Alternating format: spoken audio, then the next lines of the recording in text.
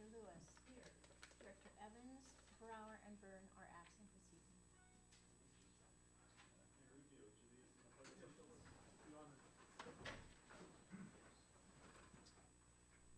I pledge allegiance to the flag of the United States of America and to the republic for which it stands, one nation, under God, indivisible, with liberty and justice for all.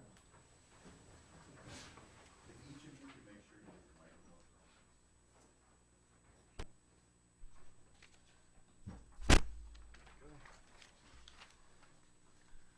Okay, were there any additions and corrections to the agenda? Yes, Mr. Chairman, because we late scheduled a closed session, we would normally have the attorney's report roughly behind either item 29 or 30.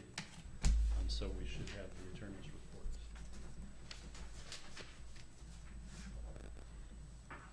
Okay. Do I have a motion to include the attorney's report? Second. Motion Rubio, second Lewis. All those in favor? Aye. Any opposed? Motion passes. Okay, oral communication. Anyone wishing to address the board on the consent calendar, information items, closed session items, or matters not listed on the agenda may do so during oral communication. Please limit your comments to 3 minutes. Public comment will be taken on all other items at the time they are presented to the board. Anyone for public comment?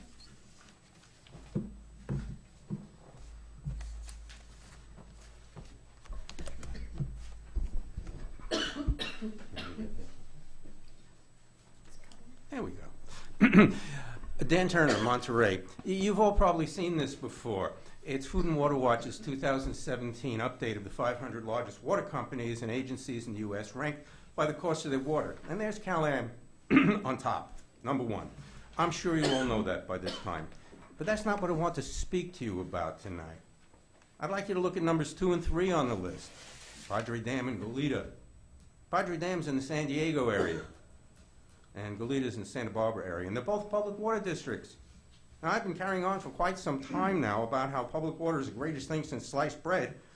So what are these 2 public districts doing near the top of the list? So I called both of them, and the folks there had identical stories.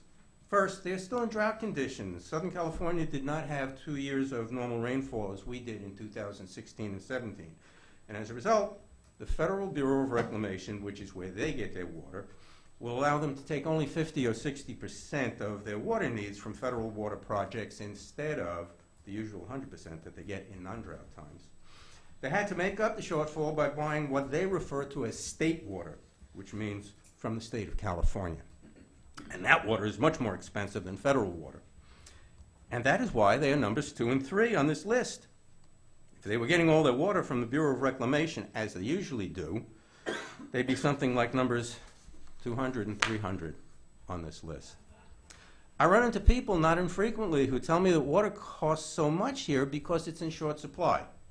Supply and demand, they say. They think Cal-Am has to pay a lot for the water. But you guys know that's not true. You know how much Cal-Am pays for the water it delivers to us. You know they don't pay anything for it. Sure, they have costs, just like all water districts do, just like Goleta and Padre Dam do. But Cal-Am doesn't have to pay anything for the water. It's our water, and they just deliver it to us. You know, I'll bet it's not easy to rig it so that we have the most expensive water in the nation without having to pay anything for the raw materials. So I suppose that, in a perverse sort of way, those Cal-Am and American Water Works execs really are earning their multi-million-dollar bonuses that we pay for.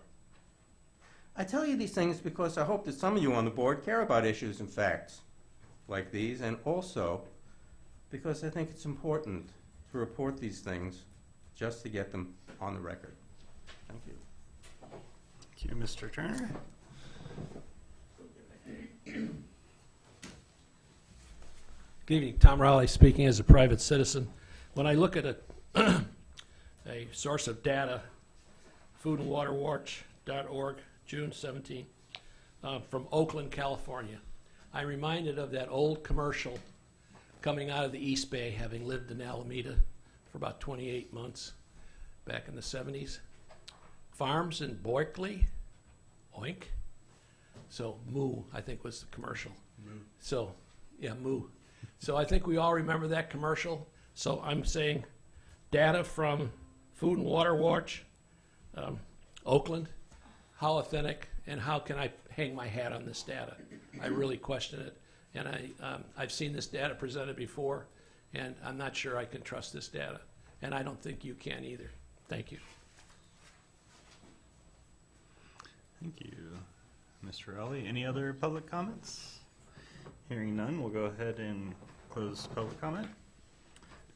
Next, we have the consent calendar. Was anyone from the board want to point any items? Nope. Staff? Nope. Public pull anything? Okay, we'll go ahead and entertain a Move motion. to consent. Move to approve the consent agenda. Motion by Adam, second by Rubio. Any further discussion? All those in favor? Aye. Any opposed? Motion passes. General Manager's report. Thank you, Mr. Chair. I'll try to be brief on this one because we've got an update on water supply projects as well.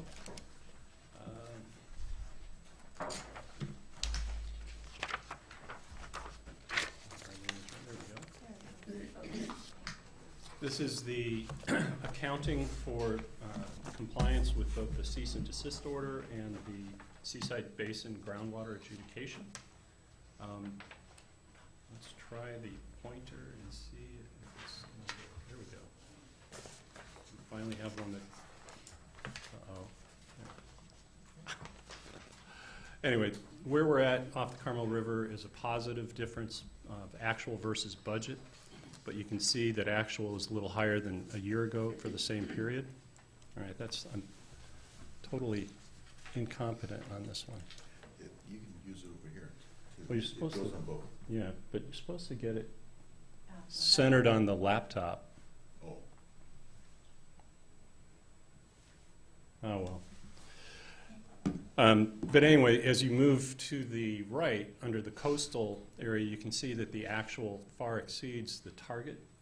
And I have mentioned before that that's a little bit of front loading to take, the 1,800 is almost the entire adjudicated limit for Cal-Am from the Seaside Basin.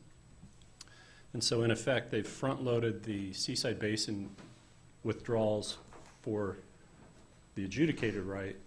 And now, as you'll see when we reach item 31, the quarterly water budget, they'll decrease withdrawals from that right, and you'll begin to see ASR recovery in its earnest coming from the Seaside Basin. So a lot of these interim numbers don't necessarily spec out and mean a whole lot. At the lower right-hand corner, you see that the difference is 375 acre-feet year-to-date over what has been budgeted. So that does reflect a little bit of increase in demand, but that's about 607 acre-feet over last year. Last year had 600 acre-feet of ASR attributed to it. This year we've got 530, so roughly equal. So I think that the reason to date is primarily that front loading, and that 700 of excess is just creating a little bit of difference. So I would imagine over the next 4 months of reporting, it'll come back into reasonable range.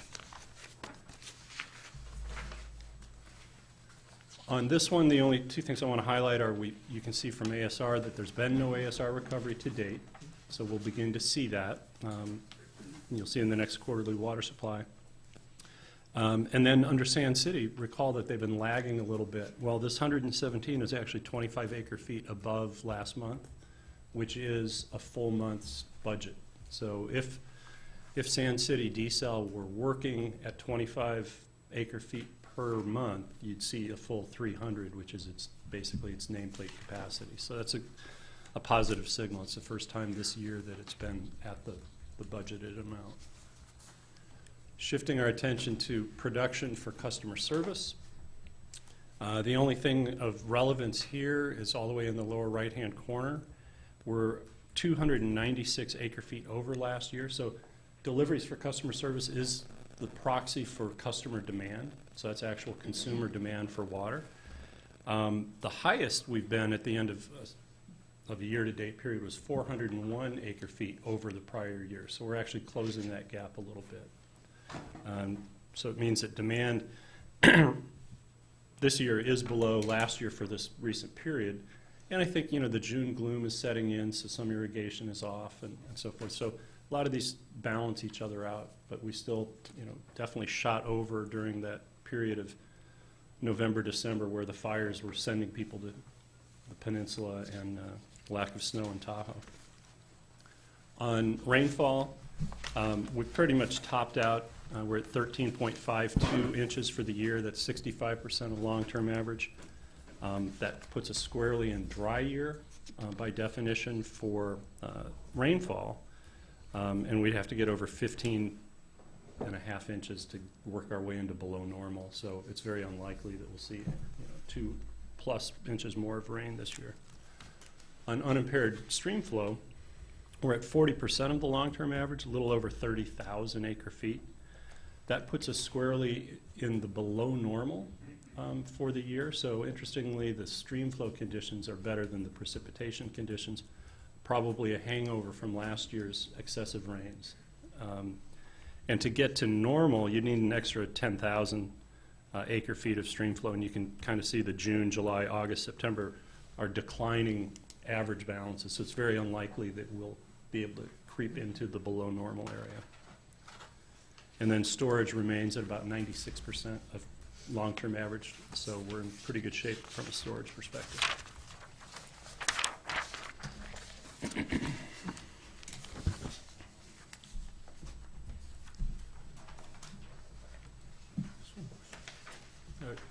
Dave, we have a question?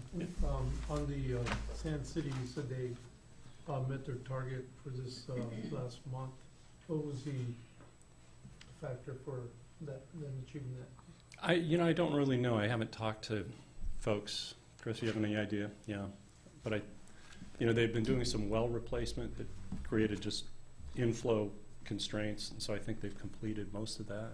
And previously, in the very dry periods prior to last year, there wasn't sufficient rainfall to create the proper brackish levels of salts, and so they had to actually drop back anyway because they were producing too highly saline return flows that was in excess of their discharge permit. So there were some issues surrounding just the water quality. But it looks to me like they had a good operating month, and some of these fixes they were doing some well rehab, and it sounds like those things are starting to complete, and also water quality conditions are getting back to normal. But I can look into it, especially if we get a number like that next time. Yeah. Okay, moving on to update on development of water supply projects. As you know, we try to do this every couple of months. We've been pretty much in construction mode. So a reminder, this is the water supply portfolio, as we've discussed. It's really the top 3 building blocks that represent the portfolio approach to new water supply, with desal at a 6.4 MGD project size. Aquifer storage and recovery is the completion of the expansion of phase 1, and then the addition of phase 3, which will be used at Fitch Park to balance the desal project out, and then Pure Water Monterey for 3,500 acre-feet. So this is how the projects were all sized. Obviously, demand and supply are supposed to equal. And so you can see those same building blocks of supply on the right-hand side, and on the left-hand side is the assumptions about demand that led to the sizing of the projects that you saw in the previous chart or on the right-hand side here. The bone of contention that many of the participants or interveners in the application have been poking at is really that first number under demand. That was a 5-year average customer demand number from roughly around 2011 and 12. And we've moved on many years since that point in time. And so last year, that same number would have been 9,400, the year before 9,300, and the last 5 years is about 9,971. So there's a lot of discussion about, is the recent history really where we're headed? Will the relief of the cease and desist order allow people to use water more freely? If you shift from the very steep conservation rates to more, a less steep but still tiered structure, a block rate structure, will that increase demand? And how quickly does demand come online, what we call market absorption? If you're accounting for demand related to new people, new housing starts, new residences, there's differing views as to how quickly that can occur here on the peninsula when most of the cities in the Calam service area are all infill. It's not like the old Fort Ord where you can just come in and put 200 units in this development or this development. So there's a lot of discussion about what the demand number should be. A little bit goes to what we were talking about in closed session as to where we're at. Nevertheless, let's talk about the individual projects. On Pure Water Monterey, I can tell you on the source waters, the encroachment permit and the easements for the reclamation ditch pump station have been approved. Work within Blanco Drain is temporarily on hold while the concrete piers that were installed by the contractor are actually inspected for quality relative to spec. There's some issues there. There's some change orders that are under contention and review by both the outside counsel and the program manager. Design for the Salinas stormwater projects for dry weather diversions and the treatment facility are complete, and bid documents are being assembled. And Monterey One Water and City of Salinas are developing an agreement for both stormwater and operations of the Salinas facility. On the advanced water purification side, the concrete work is continuing. There's extensive yard piping and electrical duct bank installation ongoing. Been installing the ozone equipment so that the ozone building will be built around it. So we're getting that installed.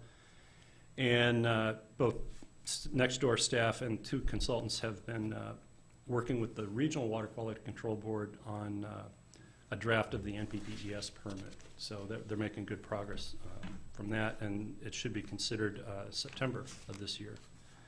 Moving to the water conveyance pipeline, I've got a graphic of that, which I'll show you on the next slide. Basically, it'll show you that it's almost entirely complete. It's expected to be basically complete by the end of June with pavement restoration towards the end of July.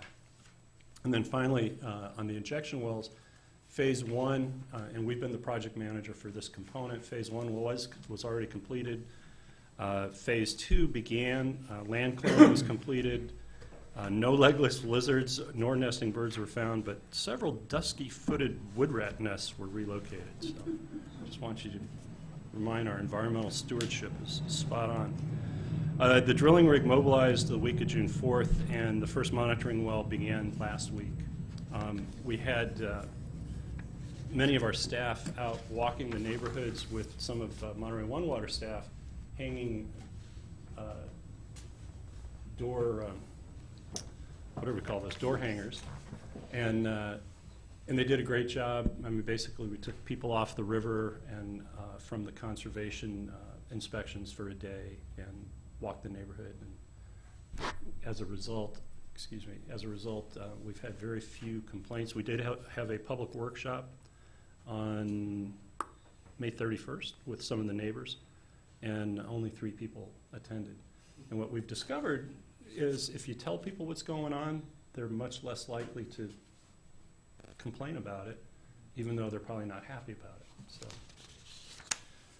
So, looking at the next chart, pink is complete, and so you can see basically that the whole pipeline is complete. I know that they were still doing work at CSUMB, so I can't really say it's totally complete, but in theory, we're going to be 100% done, or Marina Coast Water District is managing this project. We'll be 100% done by the end of this month. And then there's still, I think there's still some pressure testing, and then as I mentioned, paving. And the schedule, this is a little hard to read on the board. Hopefully you can read it in your packet. But in effect, the reddish orange are the 2 Blanco Drain and Reclamation Ditch, showing completion by January, February of 2019. The light blue is the stormwater work, and that's one of the longer term projects that will be online mid-2019. The darker blue is the advanced water purification facility. We expect to be in production with acceptance testing by June of 2019, so 1 year away. The green are the conveyance pipelines and reservoir, and as I mentioned, here we are in June and it's almost complete, but then there's some stress testing and flush and disinfection, those kind of things. But it'll be ready, willing, and waiting. The yellow is the injection wells. As I mentioned, that's phase 1, and then the red is phase 2.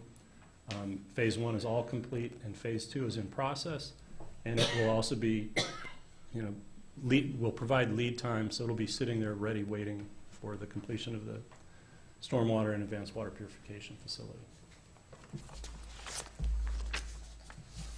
On expenditures, we've started to go through this chart. As a funding partner, most of our obligation is done because it's now coming out of loan proceeds and grant proceeds. Nevertheless, this is a nice way to look at it. What's missing from this chart is next year's budget. So all you see are the pre-development costs in the first column, then the approved budget for the current year. But this is a $113 million project that we're actually considering asking for an increase in the loan amount, which we'll talk a little bit more about later in item 33. But that means there's still probably $45 million worth of costs that will be in next year's budget to kind of round out the total. One thing to take note is that $23.1 million figure and the $68.8 million figure, as you look at the next chart, you can see those also translate directly over to the sources of funding. And a couple of things I just want to point out are, so the pre-construction costs, the $23 million, the district put in $12.2 million against that. We did receive reimbursement of about $4.2 earlier this year, which means we're still out $8. Similarly, the general fund of Monterey One Water put money forward for pre-construction, and they also received partial reimbursement. And we'll talk about, when we get to item 33, additional disposition on the Monterey Peninsula piece. Looking in the second column, the approved budget, I just want to highlight that there are the Prop 1 grants for both the groundwater replenishment portion and the stormwater portion. And then we're currently applying for another Bureau of Reclamation grant that applications are due roughly the 27th of July, I think, and then we'll hear within about 3 months. So hopefully we can apply some federal grant monies against something in this project. The other thing to note about Pure Water Monterey is there is a new fact sheet on constituents of emerging concern, which are CECs, which can be found at that link. Arlene, can you click on that link? Sure. Just so people can see what they would be in for. Not connected to the, I don't know if it'll, yeah, probably not connected to the, here we go. There it is. Oh. Okay, sorry. so it's on your I screen, see but it. not this screen. I see it, but Okay. it's not, I'm sorry, it's not. Well, then we won't click on the next one, Yes. but there's been some question about, because one of the source waters is from agricultural return flows, what about pesticides? And there's a whole bunch of information on that as well. So either of these two websites, web links will take you there. Turning our attention to the Cal-Am D-cell plant. This is the artist's rendering of what it will look like. It doesn't look like that yet. But we can talk about the pipeline. On June 5th, the pipeline bridge installation was completed. Chris Cook was out there past 2 in the morning representing Cal-Am, as were 2 of our directors who aren't with us tonight, but they were getting their inner engineer all satisfied, and a few of our staff and some other folks. So we all had a little bridge raising party. It was really quite a sight to be seen. What you see there is one of the 125-foot pre-stressed concrete. Basically, it's a channel, and in the picture on the right, you can see a person to give you a sense of scale.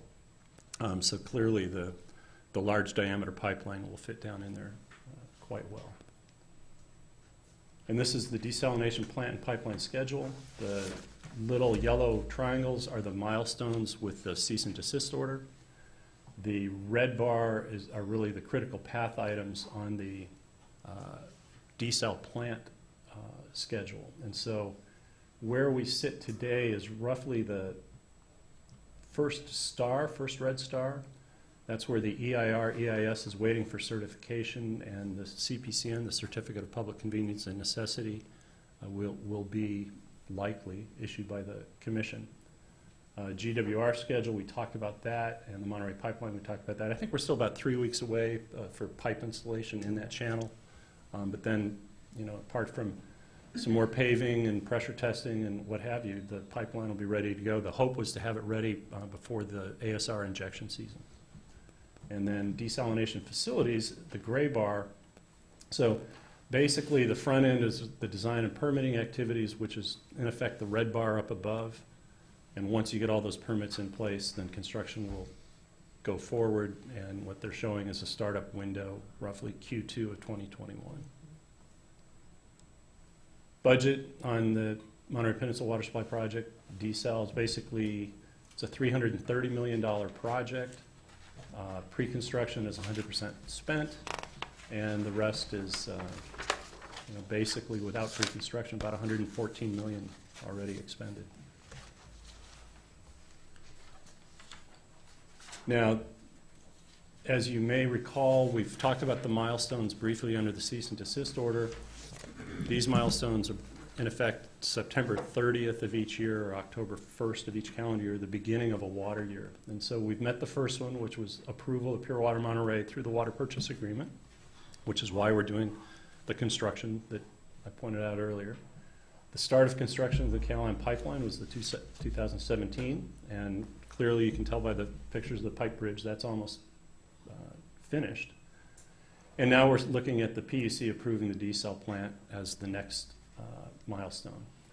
And so there's a requirement under the cease and desist order that 120 days prior to the next milestone date, they wanted a joint report as to how you're doing. And so Caroline filed that on June 5th against the September 30th, 2018 milestone, and in effect said there's no indication that the CPUC will not approve the project and issue the CPN by September 30th. And then if we go back to what the PUC itself filed in March, basically they said the EIR EIS is published and we'll accept opening briefs in April, and then reply briefs due May 3rd. And then the proceeding would be submitted to the Commission for decision. And so the highlighted piece says, okay, once you submit it for decision, you've got 90 days to produce a proposed decision. And this one's complex enough that they'll probably use all 90 days, and so you won't see a proposed decision likely until on or around August 1st. And then it needs to be out there for 30 days for review prior to adoption as a final decision by the Commission. So the only two meeting dates that will work would be September 13th or September 27th. So that's when you can expect the PUC to act, and we'll begin to know where we stand here locally. And shifting our attention a little bit to the local water projects, not much change from the April report other than City of Pacific Grove is operating, began in January. Their council has appointed a subcommittee studying water issues, which may touch on allocation of any of this water that might be available for allocation. And then down at the bottom, you as a board last month extended the City of Seaside's local grant for another 2 years. And then moving on to Malpaso, our last report was through the end of March. This is now through the end of May. It's a 80 acre feet of which roughly, as you see in the blue column, 59% has been sold. So the company does an assignment, that's their sales process. So there's been 338 of those assignments, mostly residential. That includes 28 non-residential or mixed use. Then they can choose to come to the district and memorialize that with what's called a water use permit. About 28 acre feet has chosen to do so, 143 of those assignment holders. But then when you really want to use the water, you actually have to come in with your plans so we can count how much water your proposed project's going to use and ensure that the on-site credit plus the Malpaso entitlement is sufficient to meet what's on those plans. And you can see only 85 people have come in, roughly 9.3, 9.2 acre feet. So little tiny amounts of water going out for a lot of these projects. And then the Pebble Beach Reclamation Project, where we sell reclaimed water to the 7 golf courses and Robert Louis Stevenson School. This is the historic and current. So current is the heavy blue line reservoir levels. And the only thing I wanted to point out here is we, not having a great rain year, still started off the irrigation season with a full reservoir, which is above typical or above average, which is the dark black line. So they had a pretty good production season. The March rains helped keep demand down. So being able to start with a full reservoir is good, but you can see, basically it's May through October is the irrigation season. And I can tell you the superintendents they remain concerned, and they're in kind of a self-rationing mode already. But there's concerns because I think the U.S. Amateur is being held here as a little bit of a trial run, and then next year's U.S. Open will be held here. So the conditions of how we present ourselves on TV will raise concerns over how much water we have. And it's been functioning as expected. Last year, just under 1,000 acre feet delivered, which is very close to the 5-year average and the 22-year average. Year to date, it's only 108, so we've got a ways to go during these irrigation months. I mentioned earlier that we did 530 acre feet to injection this year, so that's kind of a middling year, about number 5 or 6 in our best. And I met with Deepwater Desal last week on Tuesday, and the prospective equity partner who's there to do some due diligence, and they're continuing to see if they can do a deal. Yes, question? Yeah. Can you just tell me what was the best year and what was the amount? So the best year was last year, 2017. It was 2,345 acre feet. And then in 2010 and 2011, we did 1,114 and 1,111 acre feet. So those were the 3 best years. Thank you. And then 3 years ago, we did 699, which was 4th. So 530 would be the 5th best one. Mind like a trap, I tell you. And then finally, we talked a little bit about compliance with the CDO effective diversion limit. So until 2021, Cal-Am can legally tap 8,310 acre feet from the Carmel River. 2016's actual, the green bar, was less than that. 2017 was less than that. 2018 is simply year-to-date with 4 more months to present, so it doesn't tell us a whole lot.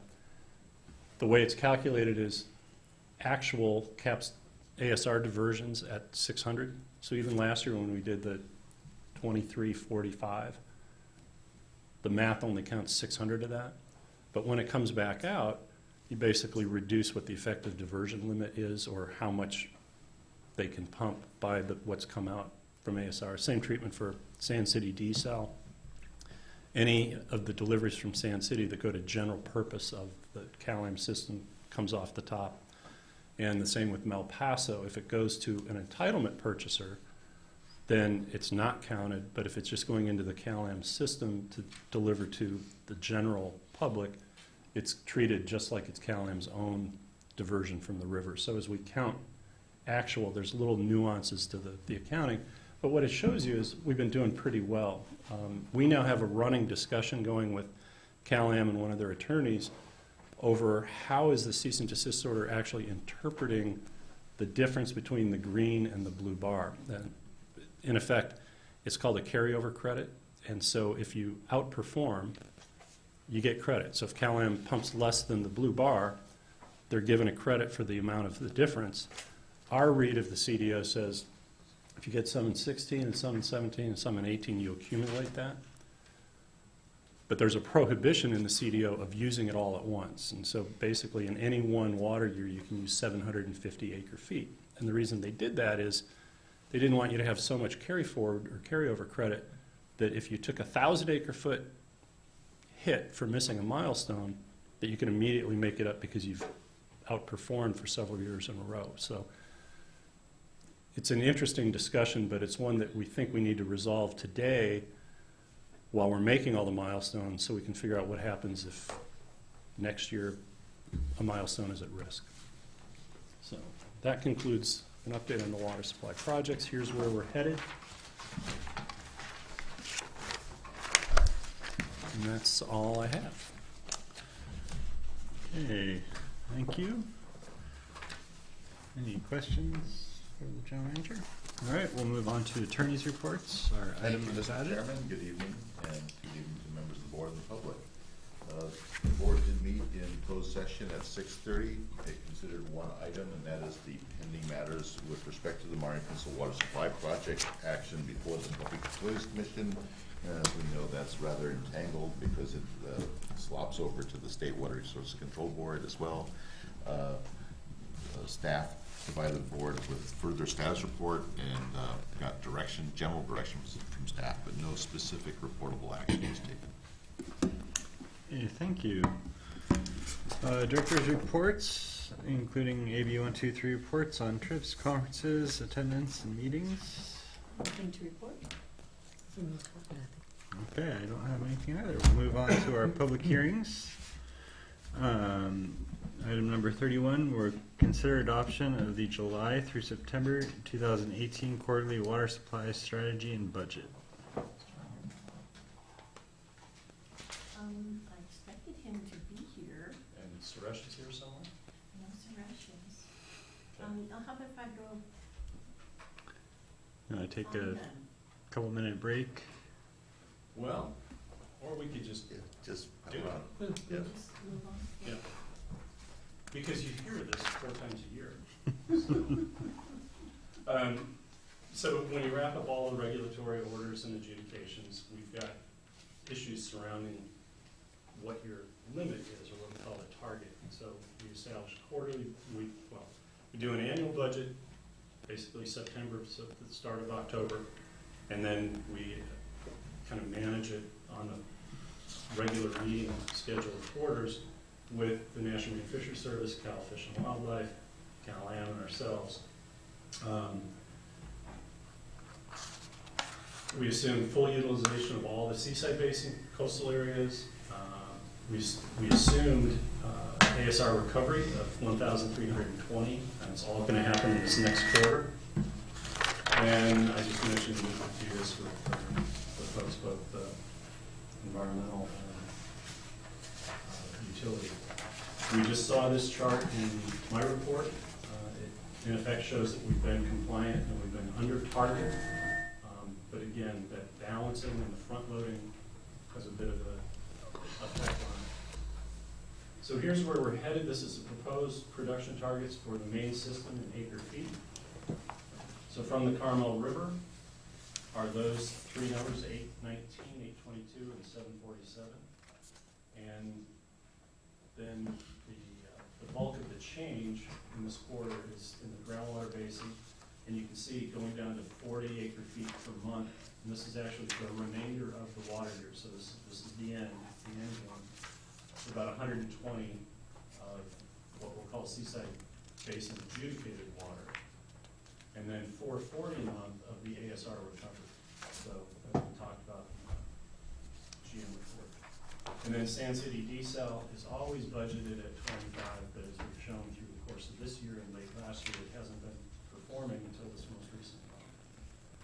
And then you can see deliveries for customer service, which balance out. Oh, maybe turning it on would be helpful. That's my fault.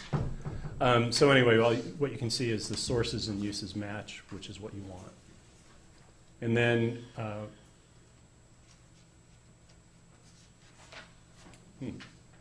we, Sorry, I'll get it. yeah. Actually, you can just imagine this one, because this is the Laguna Seca sub-area, which, as you may recall now, is set at 0, even though Cal-Am will continue to serve all the Laguna Seca sub-area demands, which is why they're running an ongoing deficit from that sub-basin.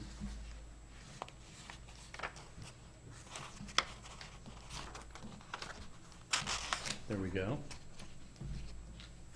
So the recommendation is to adopt this water supply budget for the fourth quarter of the water year, and we'll proceed to deal with it. Okay. Sorry about that. That's okay. Does the board have any questions of Mr. Stoll? No, I just want to thank the general manager for knowing his stuff. And Barely. I'm very ably presenting the information in a very concise way. Thank you. Okay. We'll open it for public comment. Anyone from the public wishing to comment? Seeing none, we'll close it. And I'll entertain a motion. Move the staff Second. recommendation. Okay, motion Rubio, second Director Lewis. All those in favor? Aye. Opposed? Motion passes. Well, do we need a 2-minute break, Dave? I wouldn't break unless you're feeling compelling need. All right. Our next item, item 32, is consider adoption of the proposed fiscal year 2018-2019 MPWMD budget and resolution 2018-10. So with that, we'll hand it over to. Hey, John, you're free to go home. So apologies, we didn't have the screen on in the lobby, and they were all hanging out and not knowing where we were. Thank you. Oh. That's We're fine. some closed session. We thought this was the longest closed session. Did anyone have cards? Good evening, directors, members of the board. Item 32, so this is the consider adoption of the proposed budget for fiscal year 2018-19. Just to point out that the entire budget in detailed form is in the board packet, starting on page 183 and goes through to page 226. Just to remind the board on the 2005 adopted strategy, basically there were 3 things. One of them was to have a developed annual balance budgets, preserve the existing service to make sure that we are able to enable the district to carry its legislative mission and board's vision, and then also to maintain a 5% general operating reserve and replenish it to 50% in the future. The budget that I'm presenting here tonight carries a 74% reserve level, and we'll get into the reserve detail in later slides. Just a brief overview, the 2018-19 budget. We were mindful of the adopted strategies that I pointed on the previous slides. In April, division managers started putting the initial request together. On May 4th, we met as a team management to review the budget itself. We again reviewed the budget on May 11th as a team management group together. And then on May 21st, we brought the draft budget to this board and we went over the budget. And there were some minor changes which we basically addressed, and there's a slide on the changes, and I'll point to that. The prior budgets were balanced, but although they were balanced using reserves, and last few years were due to the Pure Water Monterey project. The budget that I'm presenting tonight does not include use of reserves, and it's able to maintain all its current programs and services at the level that we had visioned. 2018-19 budget generates surplus revenues, about $500,000 of reserves. And as I had mentioned before, the total reserve balance is 74% of the operating budget. So we definitely met all those three adapted strategies that was outlined in 2005. The fiscal year budget stands at a little shy of $16 million, 15.9. It's lower than the 17-18 budget, and the primary reason was because in 17-18 we did receive a one-time reimbursement of $4 million from our next door partner agency. That was a one-time reimbursement, so that's not in this budget. So you'll see that that was about $17 million. This budget's about $15.9 million. This budget will have a full year of user fee revenues from Calent customers. In the past, the last budget, 17-18, only had about 9 months worth of historical trend. Again, those are based on estimated Calent collection of water revenues, which basically peaks and off-peak. So we really don't have a good grasp of it yet, but we will continue to monitor that. And throughout the whole year, we will continue to monitor that, and we'll probably bring it through the mid-year budget process for adjustments if need be. These are the changes that were made to the budget from last May 21st when we brought the budget. We had talked about creating a pension reserve fund at that meeting. We had also talked about creating the other post-employment benefit reserve fund, the OPEB. So those two have been added in this budget, and I'll show that reserve chart in just a few more slides here. And then there were some minor editorial changes, a name change, and we didn't misspell the names this time. So the expenditure summary in a nutshell, basically you'll see project expenditures stand at about 37% of the total budget, reimbursements 22%, and then we have the personal cost of 24%, service and supplies, which are 8% of the total budget, and then you've got some other small sections there like fixed assets, reserves, debt service, and the election cost. On the flip side, looking at the revenue itself, you'll see 27% is coming from the user fee revenues, 21% is from the water supply charge, and then we have 11% from the property tax.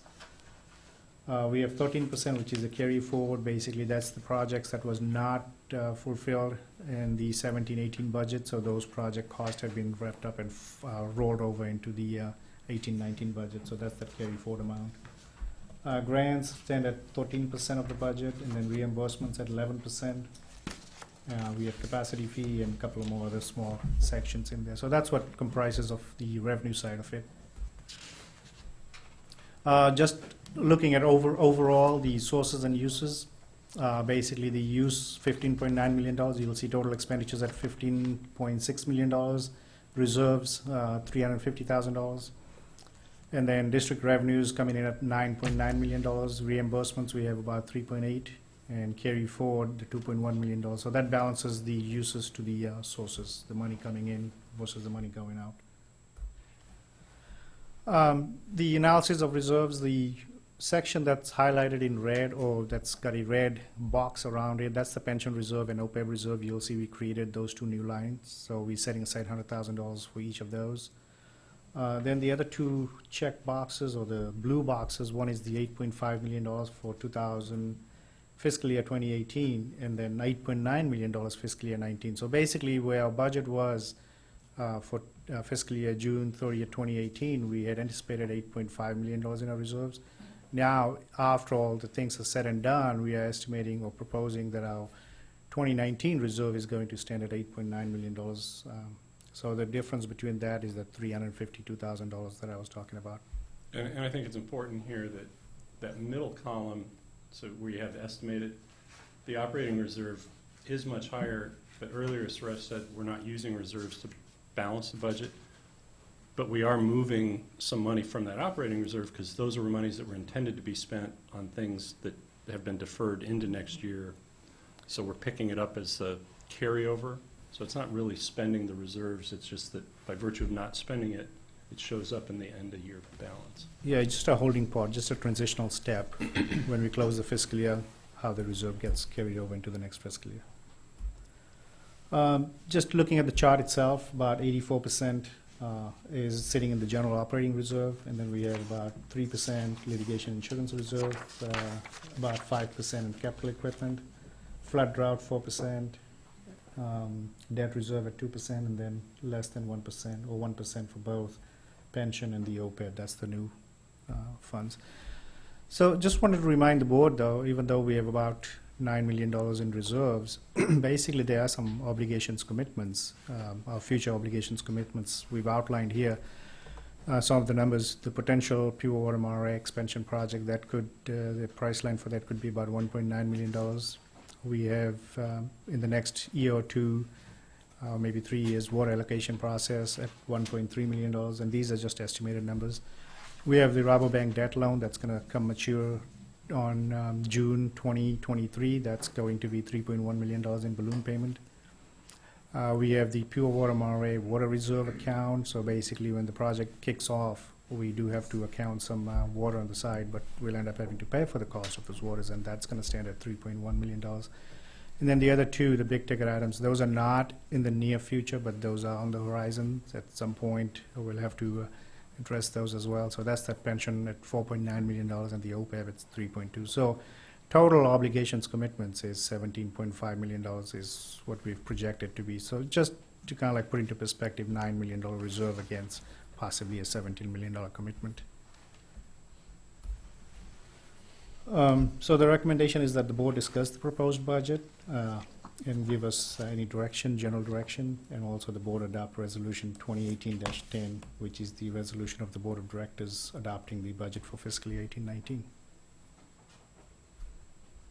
Thank you. Any questions, I Raj? do have a question, just going back to the pension and the OPEB, not the obligation, but the $100,000 put forward in each. Is that going to be invested in some way that we can start working toward coming up with an $8.1 million fund that will address the pension obligations that we have? Or?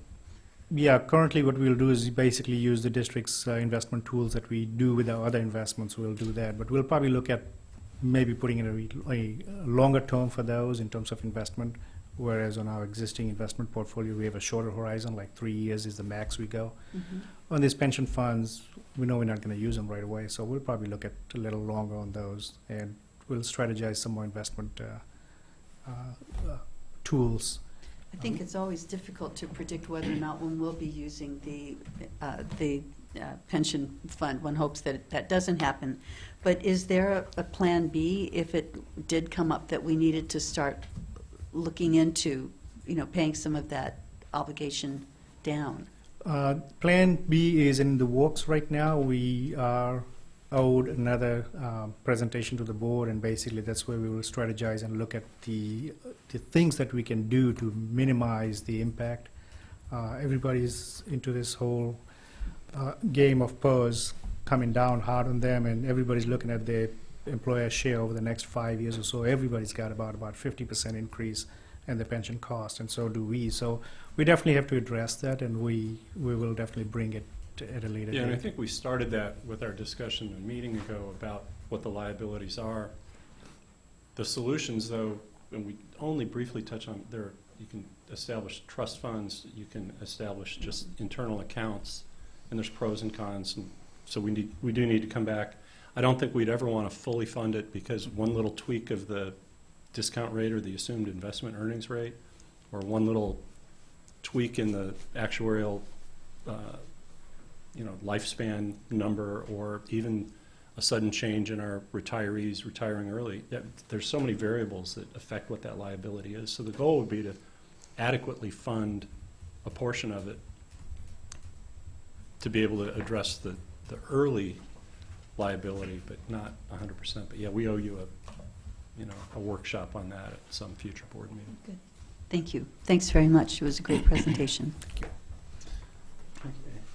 No other questions? We'll open it up for public comment. Anyone from the public wishing to comment on this item? Seeing none, we'll go ahead and close public comment. Any further comments, or I'll entertain a I'd motion? like to move the staff recommendation. I'll second it. Okay, motion Rubio, second Adams. All those in favor? Aye. Any opposed? Motion carries. Okay, moving on to the action items. Item number 33, consider adoption or authorization to provide funds to Monterey One Water for the Pure Water Monterey project. And it's This is really a contingent provision of funds. So where we're at, as you saw in the funding, $113 million package of state revolving fund loan and grants. In that early estimate was approximately, it turns out, about 4% contingency, construction contingency. And the program manager has been monitoring change orders, the actual bids, pretty much what knowledge we have at this point, and is highly convinced that we, by the end of the project, will have used up all of the construction contingency, and that there's no other free money to do any more reimbursement of pre-construction expenditures.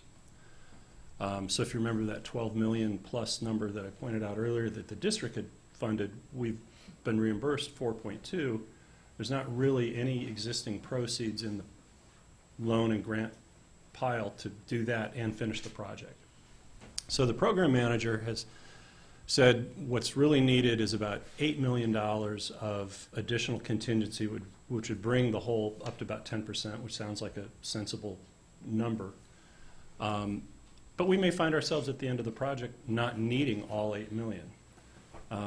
The other way for Monterey One Water to get some liquidity is to do another pre-construction reimbursement. But the way our second amendment to the cost sharing agreement worked is we get the lion's share of the next reimbursements in order to bring the district back to proportional to our pre-construction expenditures. Recall that we did 75 cents on every dollar, but we shared the first reimbursement 50-50. So the subsequent reimbursements are supposed to be kind of leaning towards the district. So we've agreed that an approach would be to raise the overall loan amount by about 12 million, providing 6 million for reimbursement of pre-construction costs, about 4.7 of which would come to the district. The 1.3 remainder would give them the liquidity they need because of the use of internal funds and so forth. And then also 6 million of that 12 million would be for future construction costs, i.e. contingency. But we recognize that that request also has an impact on the cost of water. And we have a soft cap cost of water in our water purchase agreement that was approved by the Public Utilities Commission. The district has long held out that when we're closer to the end, the district would then consider whether buying down the loan, making a contribution, doing things that we might be in a position to do that we may have been asked to do 8 months ago that was a little premature, we would consider doing. So what this proposal says is, okay, of the 4.7 reimbursement that we have, we will recognize and let everyone know that we're going to hold 2 million of that as potential additional contingency on top of the 6 million that's going to be added. That would be your full 8 million that the program manager says that he wants. As we get closer to a year from today and we know where the construction costs are coming down, if that contingency is not needed, then we won't contribute it. If it is needed, then we will contribute it. So we're making a contingent commitment to free up that 2 million once we're closer to a final accounting. And we can do that because of our position in water supply versus their position in using wastewater revenue. So it's part of our original agreement in principle to do an accounting when things come in. It is not a commitment to just take the remainder, if it's not needed for construction, to buy down the loan. Any buying down of the loan or any contribution, in effect a district grant, would be something that would have to come back to the board. But we would consider that if it's not needed, but we might consider more than that as we begin to look at the cost of water. So right now the action would be sequestering 2 million of it and agreeing to make it available to meet construction costs as additional contingency to bring the $6 million request of the state loan up to the 8 million that the program manager says he believes is needed. That's a little long-winded, but we're not giving it to them yet. Mm-hmm. My question is, if that extra 2 million is needed, it would have to come back to us, obviously. Yes. And we'd bring it to the board so we could discuss if, because looking at some of these change orders, 600,000 change orders you know, and you mentioned some bad concrete or something. I don't know if that's part of those change orders. It's currently in the request, the claim. There is a claim. I know, Mayor, you sit on the Recycled Water Committee, so you've already heard a number of these. Right. They have a very good, so the program manager's great, because if left to what we call the project managers, who are usually